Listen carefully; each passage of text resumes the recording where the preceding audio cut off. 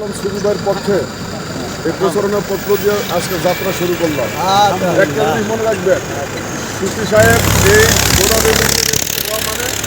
বোদা দেবীগঞ্জের উন্নয়ন আর উৎপাদন অব্যাহত থাকা, দুর্নীতিমুক্ত হওয়া, এরপরে মিথ্যা মামলা বন্ধ হওয়া, মামলা বাণিজ্য হবে না, কোনো দল, বিরোধী দল হোক সরকারি দল, যে কোনো নাগরিককে কষ্ট দেওয়া হবে না।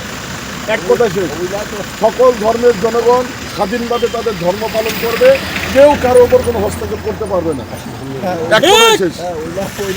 এই জন্য বোদা দেবীগঞ্জের জনগণকে বলবো শফিউল আলম সুফি ভাইয়ের পক্ষে কাজ করার জন্য, দাঁড়িপাল্লার পক্ষে কাজ করার জন্য ইনশাল্লাহ। সাধারণ জনগণের একটা আশা যে আমরা এর আগে নৌকার শাসন দেখেছি, লাঙ্গলের শাসন দেখেছি, ধানের শীষের শাসন দেখেছি, এইবার আমরা দাঁড়িপাল্লার শাসন দেখতে চাই।